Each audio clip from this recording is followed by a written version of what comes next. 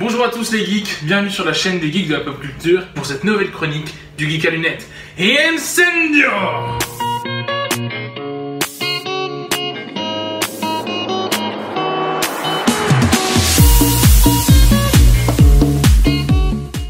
Bienvenue pour cette nouvelle chronique et comme promis, nous allons parler aujourd'hui de Terre 2 et nous allons donc unboxer la pop du Batman de Terre 2, une exclusivité Hot Topic. J'ai déjà fait une ouverture de colis où il y avait 7 pop dedans, je ne vous l'ai pas montré, mais si vous voulez aller revoir l'unboxing, c'est juste là-haut. On passe à la pop. Donc voici la pop donc, du Batman de Terre 2. Comme vous voyez, quand même une pop assez similaire à celle de Terre 1, sauf qu'en fait son costume est tout noir et orné de rouge.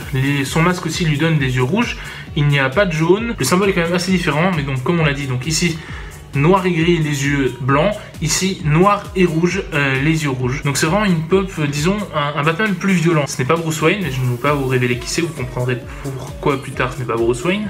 Certains d'entre vous, connaisseurs, doivent savoir qui c'est, ou doivent s'en douter même s'ils n'ont pas lu le comics. Mais en tout cas, voilà, je ne vais pas vous le révéler pour vous garder la surprise qu'on ne l'apprend qu'au tome 3. Passons tout de suite aux conseils de lecture. Alors bien évidemment, les conseils de lecture pour Terre 2, ce sont les comics Terre 2. Je n'ai lu personnellement que les comics en DC Renaissance, donc les New 52. Il y a 5 tomes pour l'instant parus en librairie. Bientôt en 6ème, il me semble, on manque le 5 sur le dernier, je ne sais plus, mais en tout cas voilà, il y a 5 tomes de publiés, j'ai les 3 premiers, j'ai pas encore terminé le 3. Ce que je peux vous dire, donc, c'est que Terre 2, depuis Infinity Crisis, depuis donc 2011, tout a été rebooté, un nouvel univers, donc tout ce qui s'est passé sur Terre 2 n'existe plus. Et on repart avec une nouvelle Terre 2 et de nouveaux héros. À la base, ce sont les héros de l'âge d'or de DC. Jay Garrick en Flash, voilà, donc des personnages comme ça, Superman, Batman, ne vous inquiétez pas, qui sont Bruce Wayne et Clark Kent. Donc voilà, un autre Flash, un autre Green Lantern, et donc tout ça a été rebooté, et du coup l'âge d'argent c'est la Terre 1 avec les super-héros qu'on connaît, donc Barry Allen en Flash, Aquaman, Hal Jordan en Green Lantern, etc. Donc dans les New 52, qu'est-ce qui se passe? Et ben en fait il se passe exactement ce qui se passe dans Justice League, donc sur la Terre 0, parce que la Terre 0 c'est la Terre des New 52, la Terre 1 celle de l'âge d'argent, donc avec des super-héros plus vieux, on l'a gardé. Il y aura un top 10 bientôt sur les multivers d'ici, vous comprendrez tout ça beaucoup mieux. Donc qu'est-ce qui se passe? Donc en fait on a nos super-héros, donc Wonder Woman, Superman et Batman, qui sont les 3 seuls super-héros de cette Terre, qui mènent la guerre contre Darkseid, Darkseid qui a aussi attaqué la Terre 0 avec tous les membres de la Justice League qui là ont vaincu Darkseid. Donc qu'est-ce qui s'est passé? Donc c'est Superman, Wonder Woman et Batman qui ont réussi quand même à vaincre Darkseid, mais au prix de leur vie. Et donc ça fait 5 ans qu'on pleure ces merveilles, oui parce que les super-héros sur Terre 2 sont appelés des merveilles, sans qu'il y ait plus personne qui soit réapparu. Donc on commence le tome en racontant les faits, comment ils sont morts, comment ils ont vaincu Darkseid.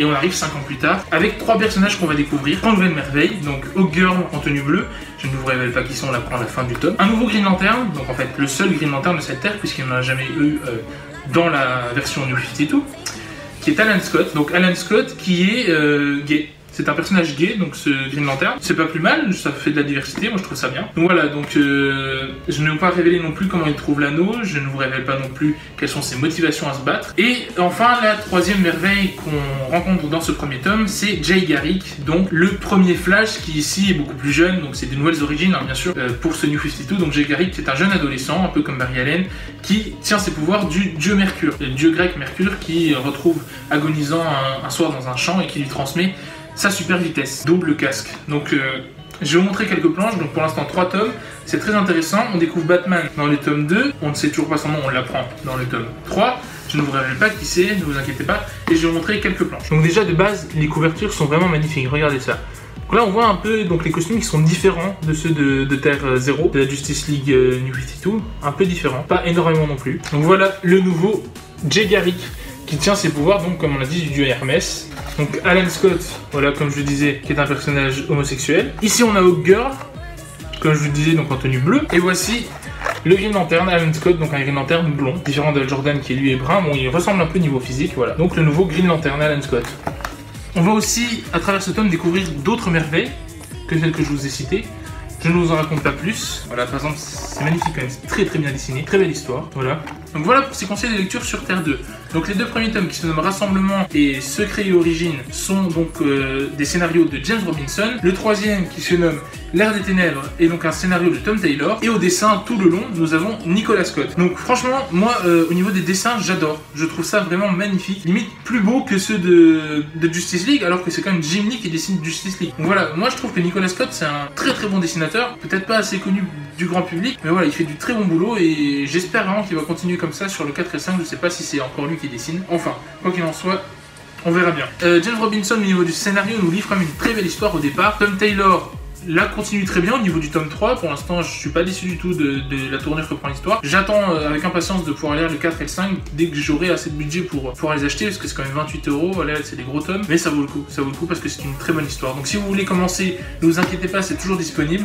Le premier tome, Rassemblement, est à 19 €. Je vous invite vraiment à les acheter. Voilà. Donc merci à tous d'avoir regardé cette chronique. N'oubliez pas que toutes les autres vidéos sont ici en suggestion. Vous pouvez nous suivre sur Facebook et Twitter.